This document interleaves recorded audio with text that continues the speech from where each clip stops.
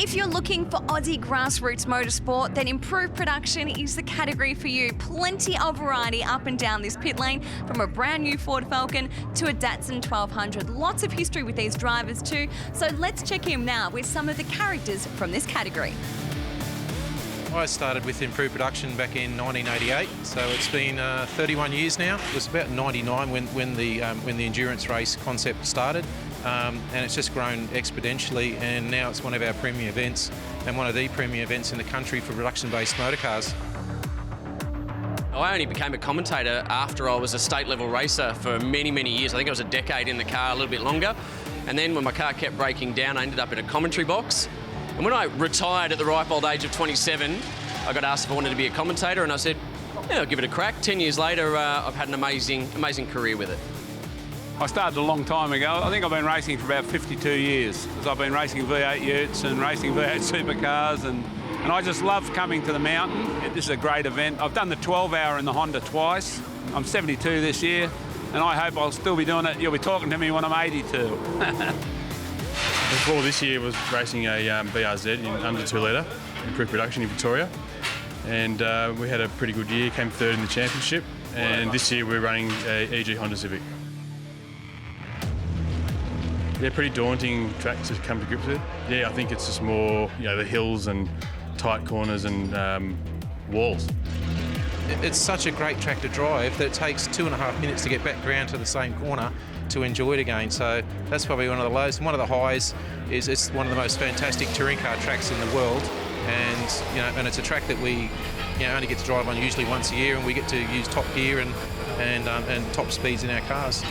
So many people will give you their thoughts on what this track is like to drive. You can use as many simulator laps as you like. You can watch as much in-car. What gets you, though, is the movement of the car, especially over the humps here at high speed. You'll be doing 240, 250 Ks and the rear end gets light on you. You don't feel that in a sim. It's amazing. This track is off its head. I think that's the words I use to the team.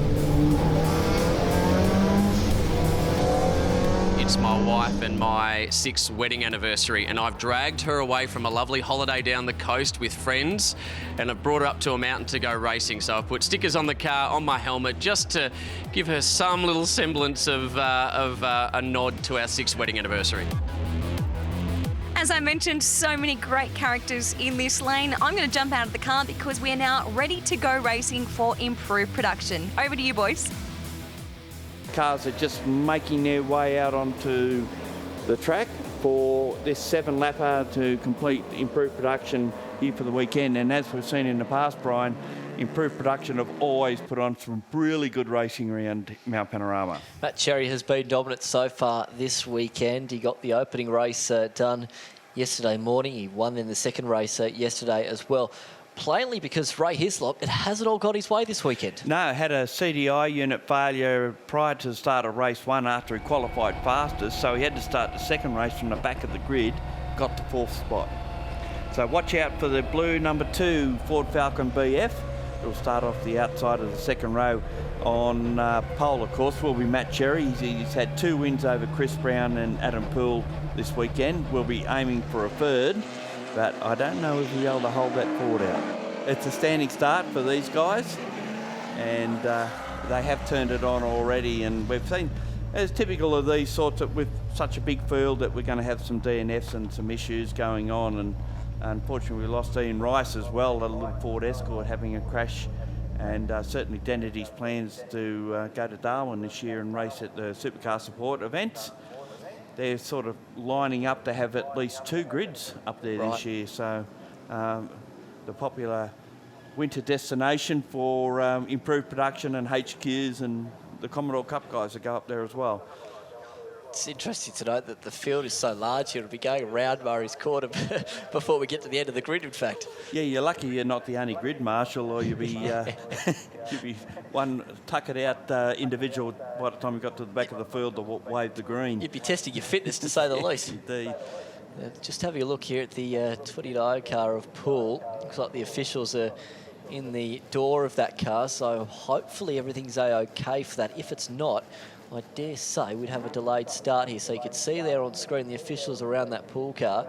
And are they pushing that car backwards? They are. So we'll have a little bit of a halt in proceedings here at the start of the final race of the weekend. But for Poole, that's a bit of disappointment. He's going to start this race from position 3. Yeah, Adam Poole is actually what's got going now. So I don't know what the story is there. Might have got a bit of heat in the car, but he'll go around and probably go in the back gate, I would imagine, which is midway up Mountain Straight. Cars here from the Northern Territory as well. I'm just looking down. Barry Smith brought his Commodore down here. He's one of the locals up there. James Proctor was another. Unfortunately, the RX-8 Turbo went up in smoke in qualifying, so he was unable to take part. And you can just see Mark on the front of one of those Hyundais, and that's the car of Nick McLeod, of course. It's starting off the back.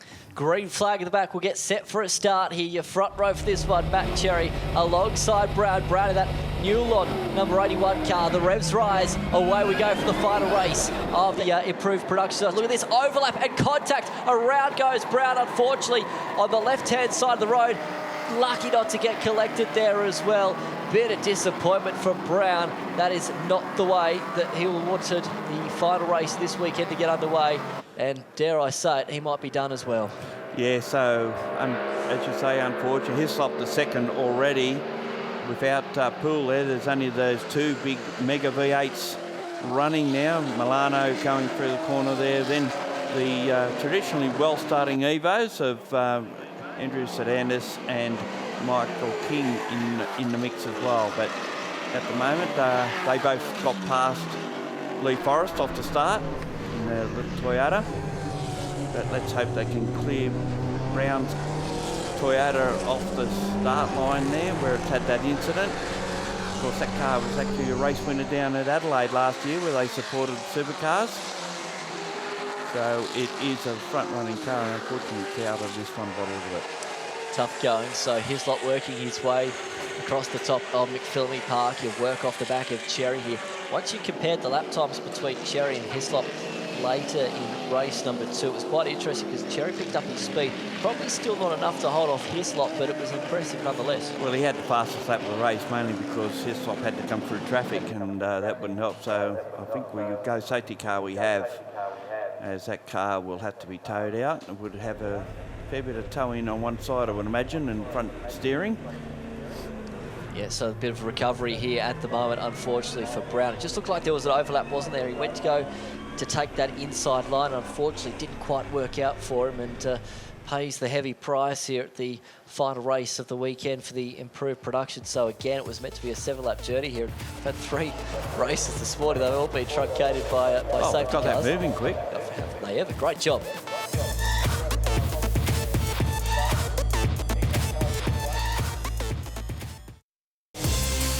So we're going back to green race conditions. Cherry and Hislop, Ford versus Holden. What more would you want out of life? And there's a couple of Evos stuck in there behind them as well, so keep an eye out as we get ready to go racing.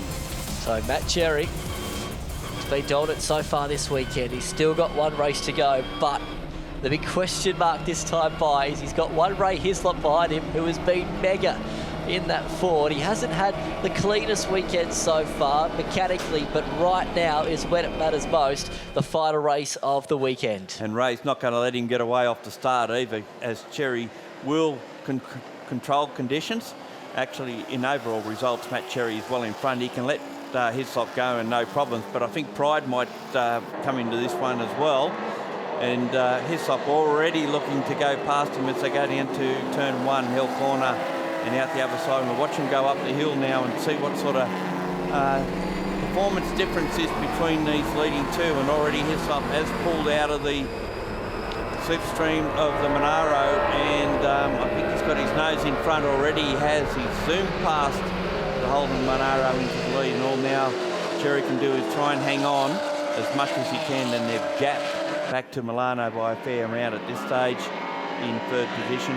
And already Lee Forrest has picked up a couple of spots as well in the Celica. He just drives that thing so hard, and what he can't get to in straight line performance, he just makes up by throwing the thing sideways through corners. We've seen it in the past, lifting wheels going through a different bend and out of this corner. Wild stuff. It was no surprise to see Hislop getting that main straight and that performance underneath the bonnet. And ultimately they're getting down the inside as well. So you would probably suspect that he might be able to pull away, not so much across the top though of Mount Panorama. We know it's going to be difficult for him across here because he hasn't quite got that mechanical grip performance, I should say, compared to Cherry in behind. Yeah, they are staying close together across the top there. Now watch this Salika from our overhead drone shot going down through the S's and towards Forest Elbow. Although the Evo is going with him on this case, and that's Surrenders in behind him. Holden more in the BS of one of those Splendor engines in that car, and we know that they had quite a good top end. So out onto Conrod Straight, and his swap is in front only by about 0.07 of a second at the last checkpoint, which is out of Forest Elbow. I dare say down the straight at 294 kilometres an hour compared to 287 from our second place car is an indication of just how fast that car is a straight line. 288 from Milano in third spot, Surrenders in fourth 252, which you expect won't be up to the speed of those front runners. Organ Moore 249. I made a liar out of myself by saying it was fast in a straight line as well. Maybe he got caught behind someone. There it is going through the corner just in front of Gretchen Kumbo, who may pull out past him. He should have a faster car.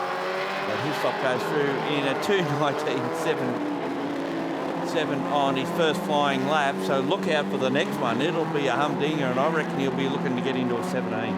Look out, that's the word from Gary O'Brien. A humdinger on a Sunday morning here at Mount Panorama, an Easter Sunday at that as well, as we watch the field going over the crest on Mountain Straight. So the margin from first back to second, as you touched on, Gary, 1.2 seconds now. Here's Sloppy Cherry. Milano back there in third.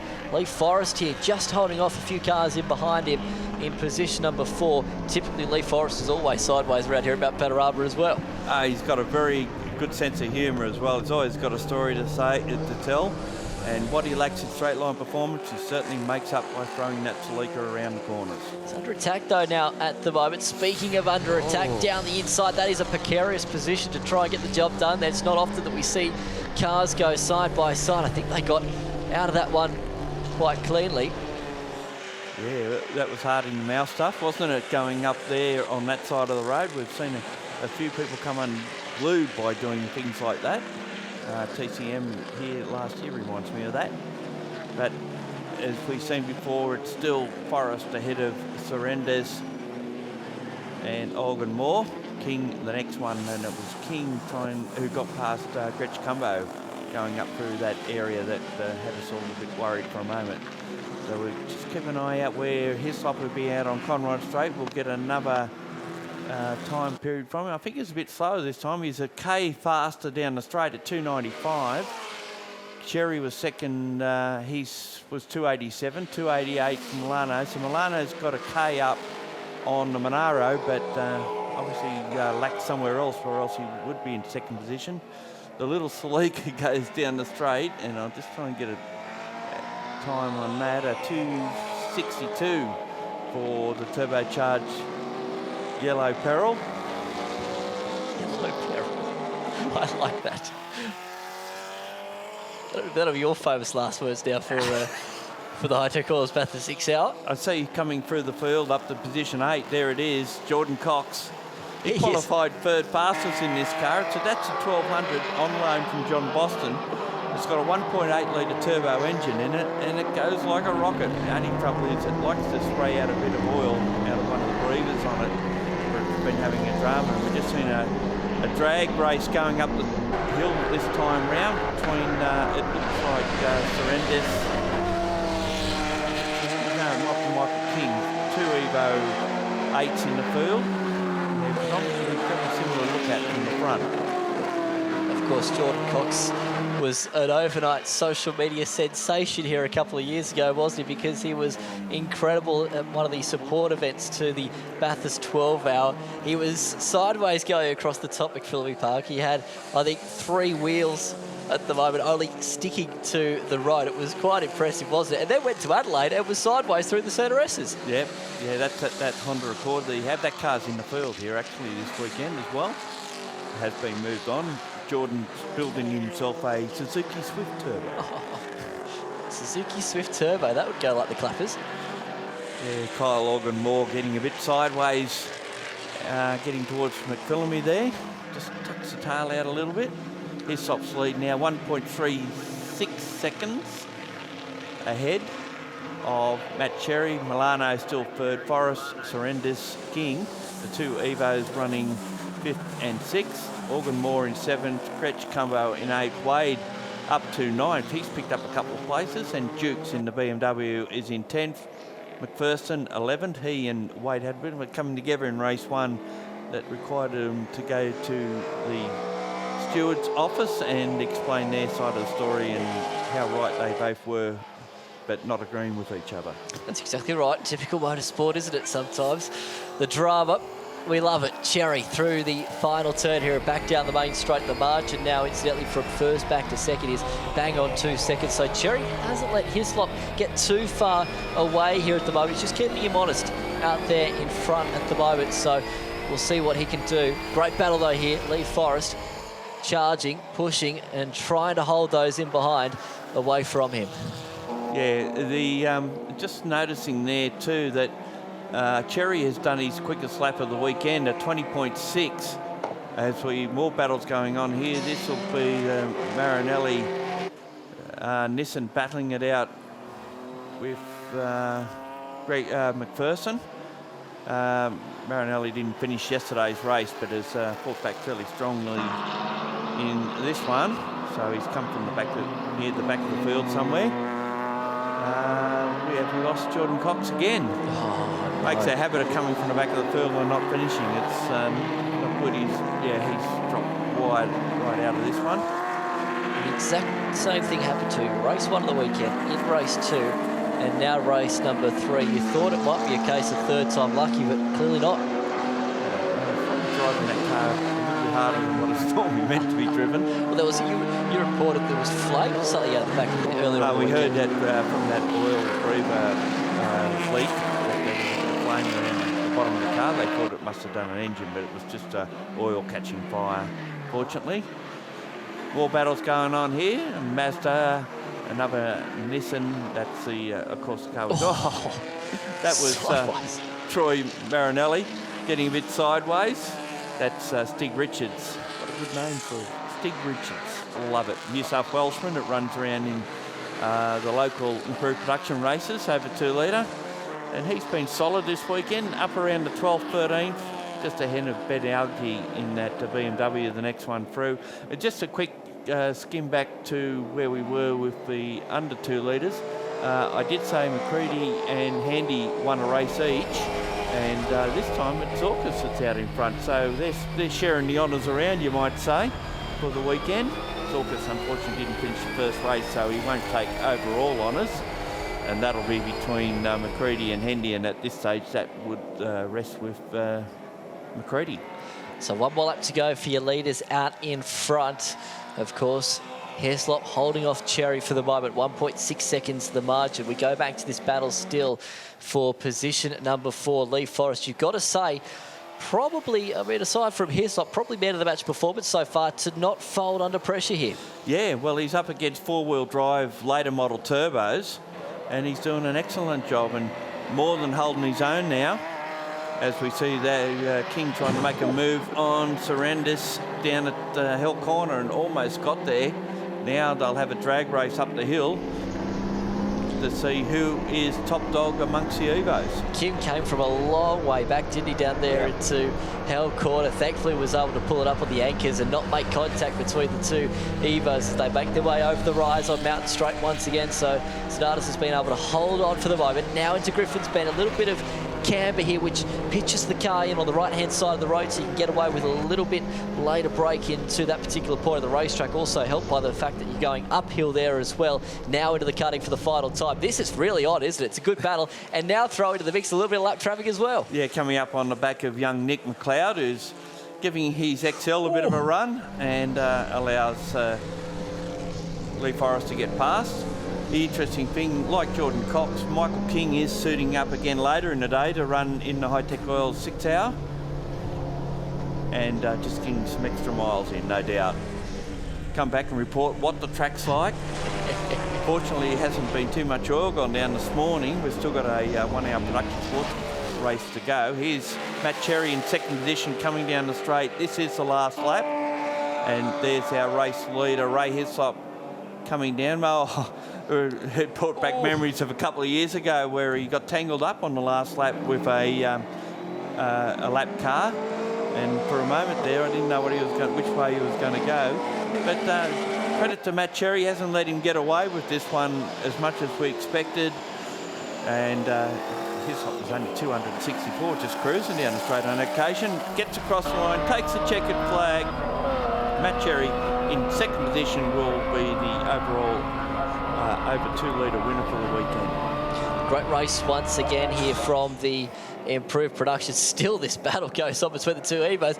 Sonatas hard on the left-hand side of the road, then going down into the chase. So A either had a moment going through the kick or he was just being extremely defensive on the run down to the left-hander. He's going to try and hold on here as they come down into Murray's. A big dive from King. He's going to make it stick like he almost did it. Held corner. It gets the job done. Moves up a spot. In the end, between the pair of them, there was only 0.2 of a second. So a nice move from King. Came from a country mile back and was able to get down the inside. Good pass. Yeah, under 2 litres. Zorkas has lost his lead. He pitted. 1 lap to go in the race, unfortunately, so that hands the win in under 2 litres to McCready ahead of Hendy. Great race and great result back in the field. Yeah, it was good to watch, wasn't it? Some good passing going on and some good battles as well.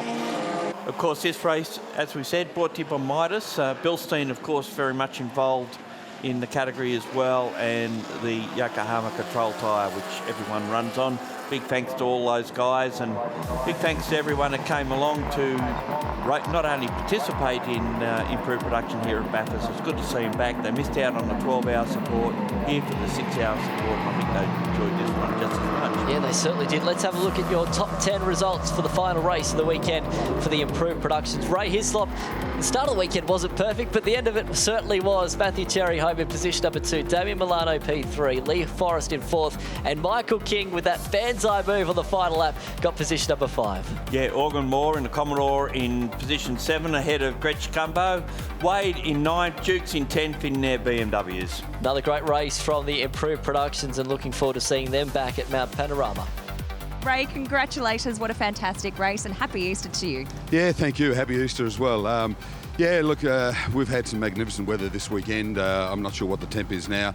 I know in the car it's well into the high 40s. But where else do you want to sweat? It's great. And where else do you want to be on Easter Sunday with the sun shining and winning a race? Absolutely. I mean, my wife may have different ideas, but hey... Is she here? No. So, Well, a shout out to her. What's her name? Karen and the boys. Happy Easter to you all. We're sorry for keeping him away from you. Yeah, look, we had a great run then. I mean, we had unfortunately, we didn't start the first race yesterday. We had an electrical gremlin in the car, fixed it. Had a 50th starting spot yesterday afternoon, got through to 4th, which was not where you want to start, but it's a lot of fun when you pass cars. So that was great. And then today, we, all the guys are getting closer and closer, and the gap between everyone is getting tighter. So, yeah, it means we've got to start improving our mousetrap. Thanks, Ray. Congratulations. Cheers. Thank you. Hey, Justin McMahon, you were talking to the family. You just look like you've had a ball out there. Fantastic. What can you say about this place? It's a dream come true to race here, yeah. Have you had much track time here? We came here once a few years ago and didn't get much track time, so this time we've come here and, yeah, it's been great. We've pretty much had green sessions the whole way, so, yeah, it's been awesome. And it's great to see that your family have travelled with you for Easter as well. Yeah, that's the only way to do it. You've got to have fun. Enjoy the rest of the day. No worries. Thanks so much.